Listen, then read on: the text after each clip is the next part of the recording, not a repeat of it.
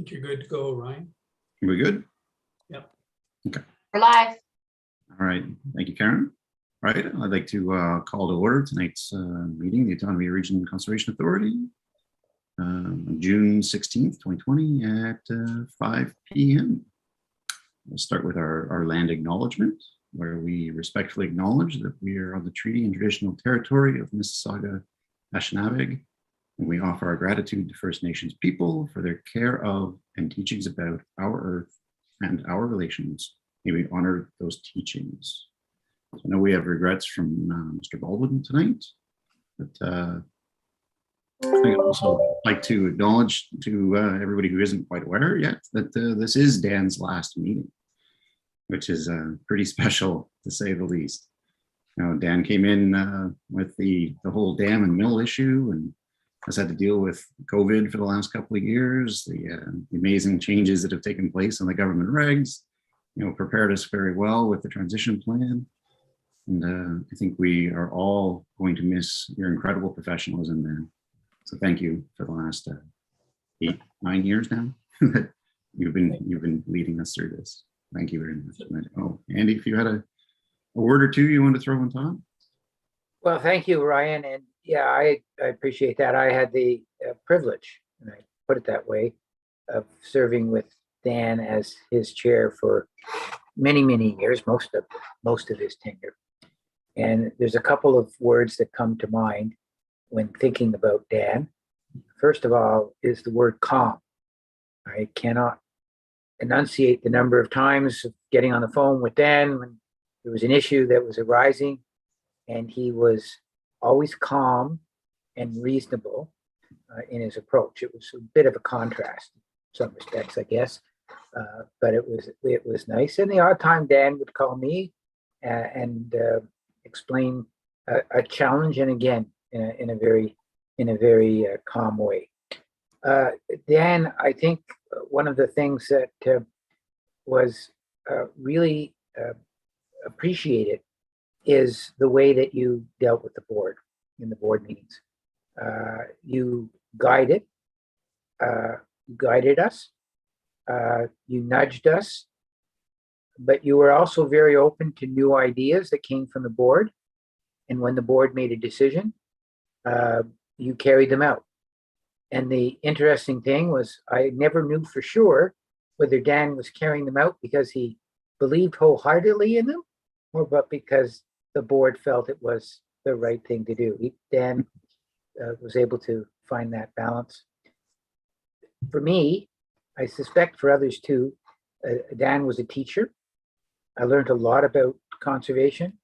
I learned a lot about how the inside of MNRF works, which was important to try to understand. And he was a mentor. In not only did he teach, but he helped you learn as well. I spent many years in government, as folks know, and I want to say that Dan is the consummate public servant. He understands politics without practicing politics. And that is what you want from a public servant. And Dan knew how to do that to the nth degree. And in closing, of all of the things I said about Dan, the one phrase that I would want to leave everybody with is Dan is just simply a decent and caring human being. So Dan, thank you. Well said, Andy. Well, thank you both, Ryan and Andy. I'm taken aback here. I wasn't ready to speak so early. But I've really enjoyed this job, this opportunity. I've really enjoyed the niche and the role that a conservation authority plays in our communities, and the positive it can bring and the support it's garnered. I have to say, to your comment, Andy, whether I implemented the decisions because I agreed or simply because they're decisions, I believe in the integrity of the governance system we have. And I believe that the decision of the boards are always the right decisions in the best interest of the authority of the communities we serve. So, you know, no use questioning that. I think the process works. So I just committed to the process and the decisions that come out of that. I've been fortunate. I've been fortunate to get to work with Andy and to work with Ryan more recently, and Sherry and Michael in their capacities as vice chairs. I've been really fortunate to work with this board and the previous board, and the board members that have come through are all different, but they've all demonstrated to me when you're at this table, you work in the interest of this table, and I really appreciated that commitment. So it's been fun. It's been meaningful for me. I wouldn't change anything we did. Don't regret anything we got involved in. It's all been a learning experience. It's all been a positive experience, and it's provided me an opportunity to meet many people across our watershed, including the different board members in this board and the previous board. So thank you to all, and thank you for your kind words. And I think that's all I'm going to say. Thanks. Thank you, Dan. All right, then we'll start moving on with the our meeting then, if everybody's good with that. So I will seek the approval of tonight's agenda. Get a mover or approver. Kim, Andy, all in favor? All right, thank you. We any disclosures of conflict of interest, please identify them either now or at the time thereof. We have no delegations this evening, so the next is the approval of the meeting minutes held on May 19th. I'm gonna get the Sherry, you ready to move them, and Carl, all in favor? Thank you. I don't believe there were any business arising from those minutes, so we'll jump right into our reports then. So our first report is 2022-045, the proposed amendments to the reserve and revenue fund policy. Now, do we, Denise is going to be speaking to this one? All right, Denise, the floor is all yours. Thank you, Mr. Chair. I've been told to be brief because of a baseball game, so be very quick. Just a few amendments to the reserves policy. We have 5 current reserves those will remain unchanged, but given the new regulations, any reserves going forward will need to be designated as either mandatory or non-mandatory, depending on how the surplus was established. So if it was a mandatory program, it'll be a mandatory reserve, and no non-mandatory expenses will come out of a mandatory reserve. And the only real change is that the audit committee is now tasked with reviewing and approving for recommendation to the board any new reserves or any allocation to reserves. So unless there's any questions. Any questions? No? All right, we want to approve this. Joe and Carl, and all in favor? Looks good. Thank you very much. Nice, Denise. That was a nice, easy one. We might get to baseball after all. All right, our next report is 2022-046, proposed amendments to the visual identity policy. And this one is Karen. So go ahead, Karen, the floor is yours. Okay, thank you. I'm pleased to present to the board the updated visual identity policy and associated visual identity implementation manual and the ORCA brand guidelines. The policy provides updated standards for maintaining and protecting the ORCA visual identity and brand by establishing guidelines for images, elements, and messaging that reflect our work in the watershed, and to provide a unified presentation of our organization throughout the watershed and beyond. The updated version of the policy includes the removal of some duplication that now exists solely in the implementation manual, and it's referenced in the policy. And additionally, the ORCA brand guidelines have been referenced in the new policy where they were not beforehand. The implementation manual has also been updated to include the addition of a number of new organizational templates for many documents that we use, such as policy template, letterhead, presentation template, board reports, memos, and a few more. So that's where the updates come from. I'm through the chair, happy to answer any questions you may have. Sure. Any questions, anybody? Sherry? Thank you to you. With this policy, will it necessitate changing our existing signage, Karen? No, this is really more to clarify some of the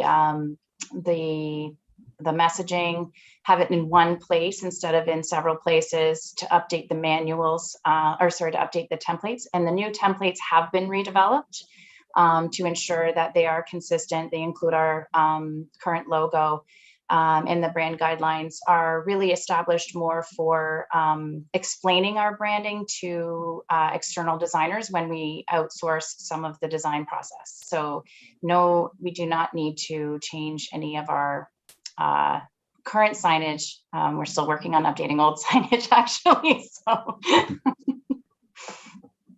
Okay, thank you. Thank you, Sherry. Joe, you have a question?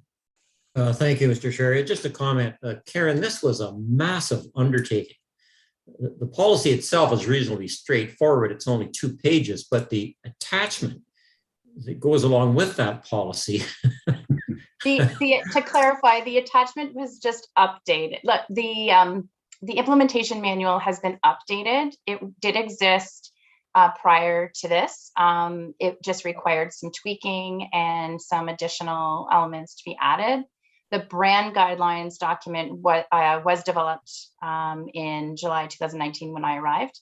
But otherwise, the manual itself, it's 60+ pages, I think, but it's something I just updated it previously. I was going to say that, Karen, but so fair enough. It's an update, but you still had to go through the entire 60 pages and read it, every line, to determine what needed to be updated and what didn't. So this is a lot of work. I just want to point that out.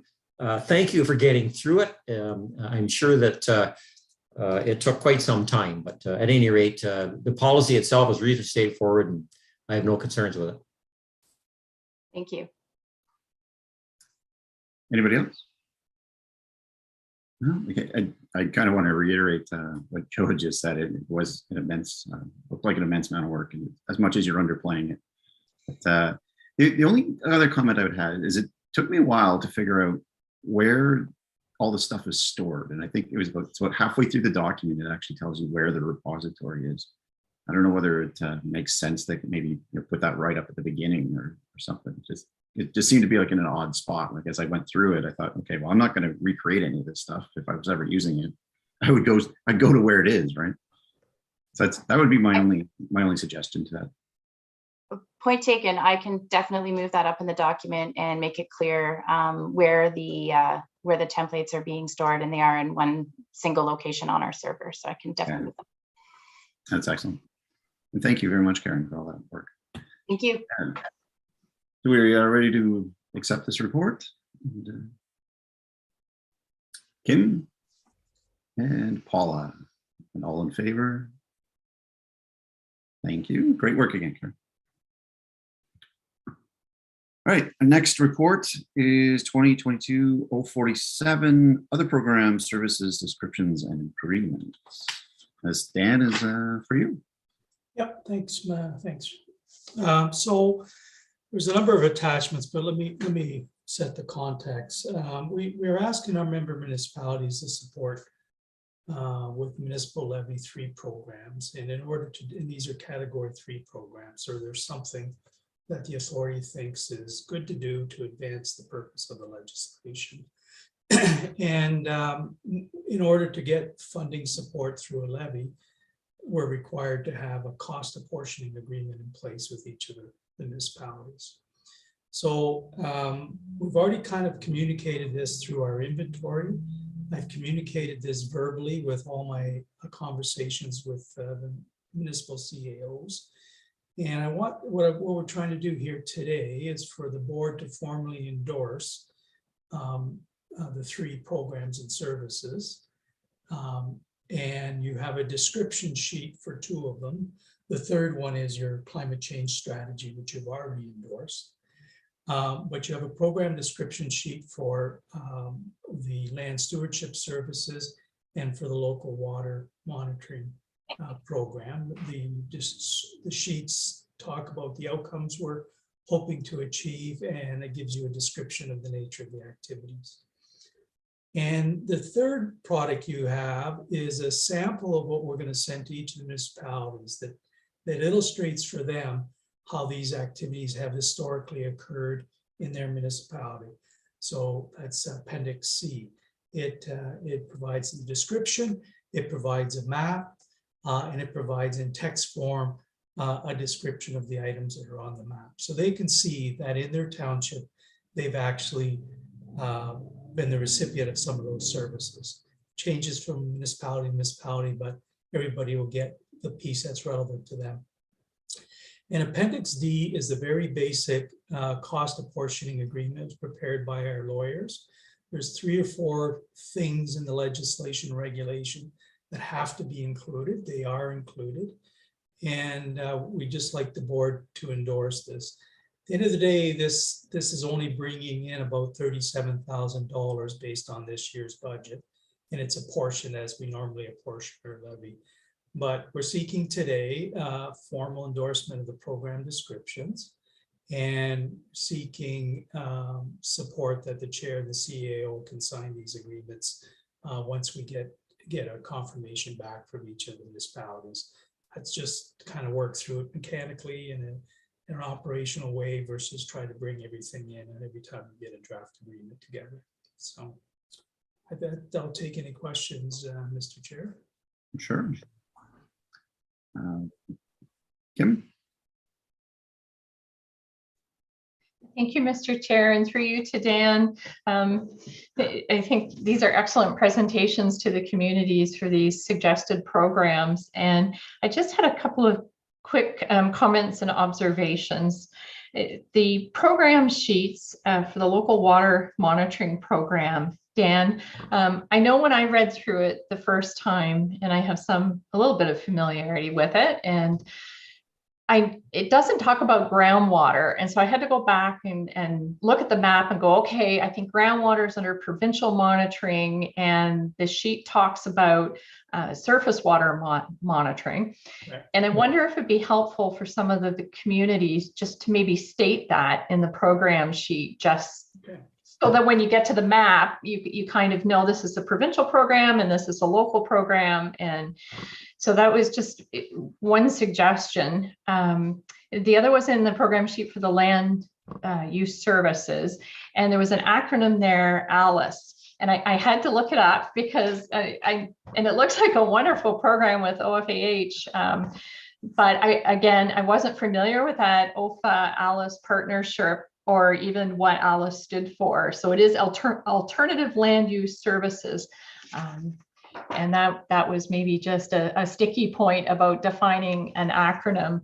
And then the other acronym I wasn't sure about and wanted to ask you was WRC. So that's in the Selwyn example of what's happening in that township. It's under the table for local water monitoring locations. And I didn't know what WRC stood for. Yep, I'm gonna draw a blank right now, but I'm gonna ask Karen if she could bring Meredith into the room or out of the waiting room if she's there. I know it's a simple one. I can't think of it right now. Is it like Water Resource Center or like? No. Watershed report card. Well, thank you. Watershed report card. Okay. Yeah. And later, again, later in the as an information report is a report on the watershed report card. Okay, it just I'm just a bit of a stickler for defining acronyms, so it's easy for people to read, and when it shows up on the map as well, it's and I really love the inclusion of the map. It's so easy to see, and it's a great visual and great for decision makers to receive. And I guess, Mr. Chair, if I can ask one more question, it was about the agreement and just a clarification on number 2 in the agreement. And I just didn't quite understand what the 3% was, where if it's a fixed percentage for the general operating based on a proportion of the levy assigned to the municipality, and then the programs are over and above that, or if you could explain, Dan, what Sure. number 2 means? Sure. So right now, about 3% of our levy goes to these programs. And what we're trying to do is secure the 3%. So all municipalities will have to pay a levy for the category 1 mandatory and the general expenses, which are the costs to run an authority. Let's say all of those add up to $100. They will then be levied $3 to support these 3 programs. So Okay. what we're doing is we are capping our ask for the 5-year term, and it basically is the same proportion that's been funded historically or the last little while. And that does 2 things. It keeps a reasonable number on the table, and we're fair and transparent about that. But it also, if in the event that not all municipalities sign these cost apportioning agreements, we will only have partial funding. And it'll be 3% from those that are funded, and we will only do the work in those townships or municipalities that support the thing. So it's just our way of putting lines in the sand so people can make individual municipal decisions versus waiting to see how the cards fall between all of them. Thank you for that clarification. And that would have been my next question, if not all municipalities. So that's excellent. Thank you so much for the report. Thank you, Mr. Chair, and I'm happy to move it when the time comes. Thank you, Kim. Any other questions with this report? No? All right, then Kim, you're the mover. Can I have a seconder? All right, Jerry, second is it? And all in favor? So moved. Thank you, everybody. Nice work, Dan. Thank you. Your next report, which is, what is your next? Program and service transition. Yep, sorry, 2022-048, implementation of the service and or program and services transition plan. So the transition plan comes back yet again. Again, in transition. So we're required by July 1st to provide a progress report to the ministry. The progress report has to answer 4 questions that are laid out in regulation, and Appendix A is a draft of that. And we're also to provide any changes to our inventory, any changes that may have occurred because of municipal feedback or otherwise. This has been out with municipalities and with the county and the municipalities that are part of our source protection areas since the end of February. There has been conversations with every municipality. The last one is actually scheduled for Tuesday with City of Kawartha Lakes. And no municipalities, including the SPA municipalities in the county, have raised any concern with the scope and content of the program and service inventory. So the changes to it are changes we're bringing about.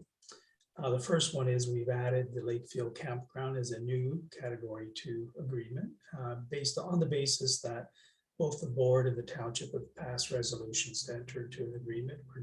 We haven't yet signed the agreement, but that's the basis for it. And then we made some changes to something that was previously called Natural Resource Conservation Program Planning and Management. And we just simply changed that to our climate change initiative, really focusing on the non-water side of our climate change initiative.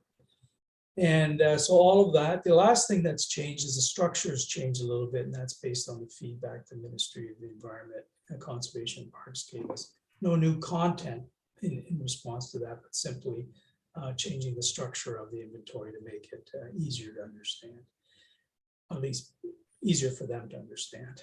And so before you is just simply a report that endorses our first report back to the ministry and endorses this version. Next steps will be, this will go into the province, but each municipality will be sent a letter that captures the conversations today, saying here's the updated inventory, here's the cost apportioning agreement, and we wish to sign with you, and here are the outstanding, or here are the Category 2 agreements that we wish to update. And it's really the plan review and technical clearance agreement. and just get this formally on their agenda so that they can either bring it to their councils before September, and some councils want to bring it after September or after new council arrives. So it represents two things. One is a regulatory requirement to report, and the second thing, it provides a formal ask, and that basically is a nice handoff. So I'll leave that. I'll take any questions, Mr. Chair. All right. Thank you, Dan, and thank you for all the hard work you put into keeping this thing under control. I know it's a big animal to keep your arms around. Saying that, Joe, you got a question? I do. Thank you, Mr. Chair. Thank you, Dan. So this new reporting requirement from the province has come in. That's all well and fine. Is there any indication from the province what they intend to do with it? Do they simply receive it? Do they make suggestions? What happened? What's the next step? So the province has put in a new funding model for conservation authorities for January 1, 2024. And it basically requires agreements to be in place for levies that are not mandatory, and it requires agreements to be in place for municipal services. And I guess the province is simply monitoring our progress towards getting those things in place, and ensuring that our 2024 budget is compliant with that legislative requirements. I don't think they're going to intervene unless maybe they see a systematic problem with the regulations, and they may make a regulatory change. There's also a provision for an exemption to extend the timelines.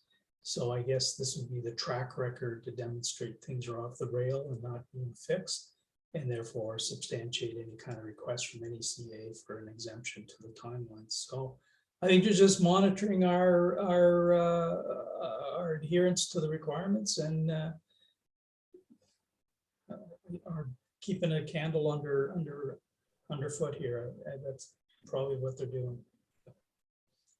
And this is my bugaboo, but this is not a governance mechanism. This is a supervision mechanism. So I would say they're in a bit of a supervision mindset right now, without being critical, of course.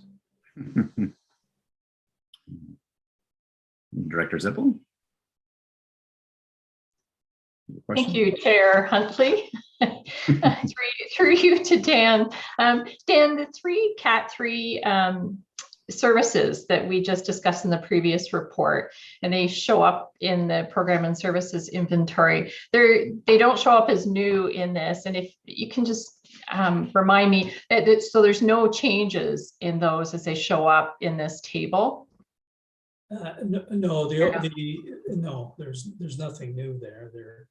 The climate change one, we're just much more clear that it's focused on climate change. It was a little more nebulous description in the first version of the inventory, but we just pulled that one out, so it's very clear. The other two, word for word, there's no change.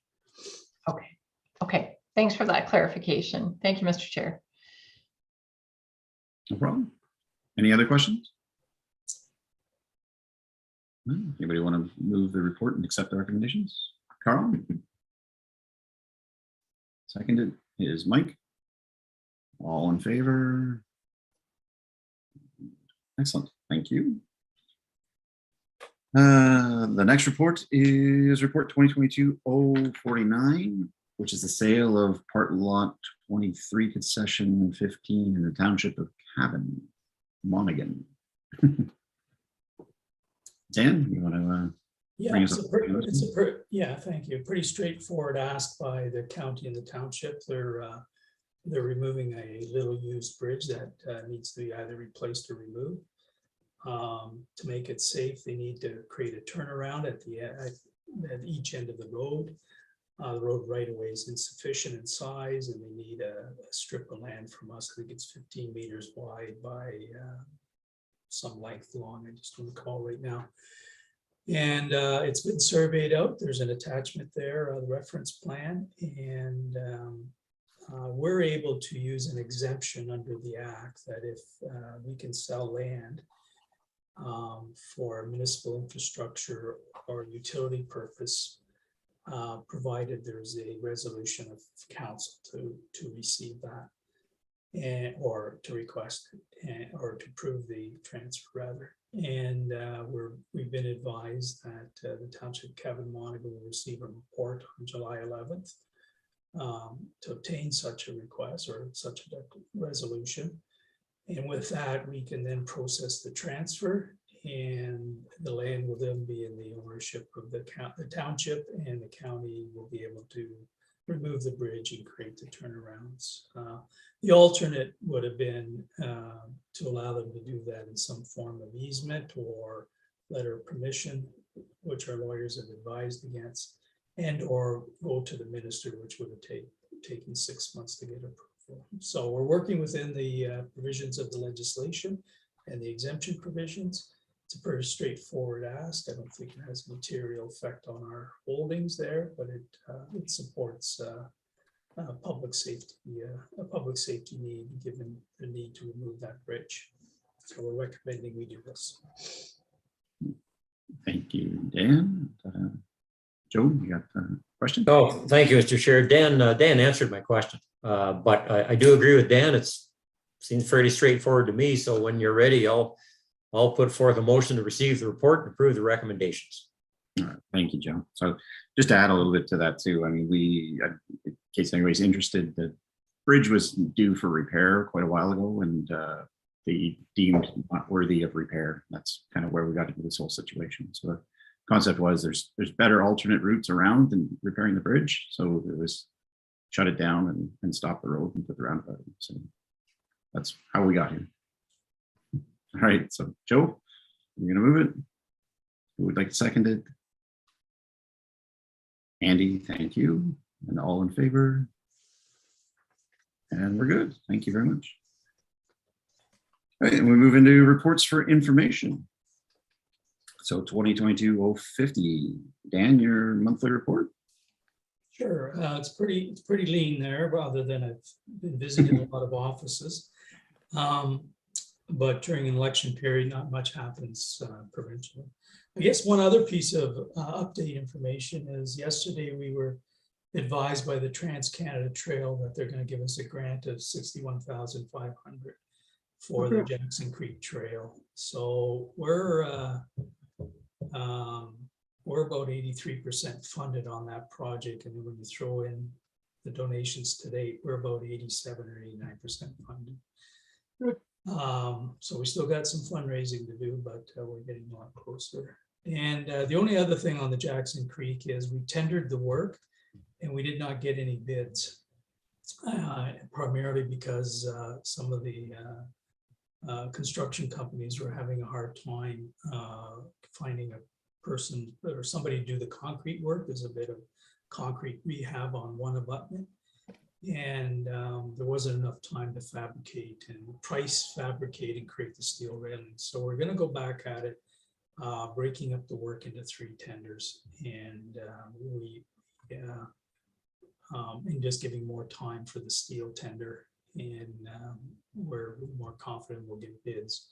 There may be a need to seek electronic approval to award a contract through July or August, but at the very latest, they'll be before you for the August board meeting. Anyways, those are my updates. Thank you, Dan. Carl? Mr. Chair, thank you. Would it even be worthwhile looking at a single source, like perhaps approaching Drain Brothers, who seem to be fairly wide ranging as far as what projects they can do and what they can't do? So breaking up the contract, Drain Brothers said they'll have a bid in a day type of thing. Okay. Okay. The aggregate, the stonework and stuff. The piece we may have to single contract, and is the concrete rehab on the deck or on the abutments there. That's the one we'll probably have to, and it's in the $30,000 to $40,000 range. So that's a reasonable one to sole source. The steel work, I think just splitting that contract, there's more companies that deal with steel but don't deal with gravel and armor stone. So we think we'll get more competitive bids on the steel. So. Any other questions? I guess not to put you on the spot, Dan, but as far as that your Jackson Creek fundraising is going, any indication where you are in achieving your goals on that one? Well, it's dried up a little bit. We did have a few donations last week. We're in about just under $27,000 right now. We're going to do another outreach to the developers that are along the trail, Mhm. and a couple more foundations, hopefully before I leave at the end of July. So we'll continue. We're going to do another round, but we're a bit. 27,000. You remind me again what the target is? Yeah. The estimated value of the project was 698,000. And we got 524,000 from the one organization, 61.5 from the Trans-Canada Trail, and about 27,000 now from independent donations. Getting there. Yeah. Overall, actually, in the 4 projects, we 82% of the funding is coming from that federal source. There's one of those projects is 100% funded. So when you weigh it all together, there's 82% secured from the federal government, almost 5% from the Trans-Canada Trail, and 2% right now from donations. So, and we have some capital repurposing, but we're just shy of about 8% on the total 1.3 million. So the good thing about that is that actually we did a 15% contingency allowance. So we're now in the middle of our contingency. So that's kind of a good spot to be. If you haven't got all the money, at least you're in the That's fantastic. contingency rate. Yeah. Thank you, Dan. Would somebody receive Dan's report? Mike? And Carl? Thank you. All in favor? Excellent, thank you.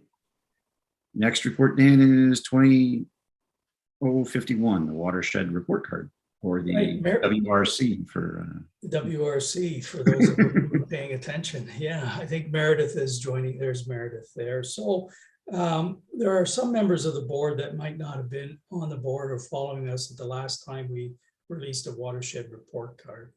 And it is one of the component parts of the local water monitoring program. So we thought we'd just provide you with a bit of a background.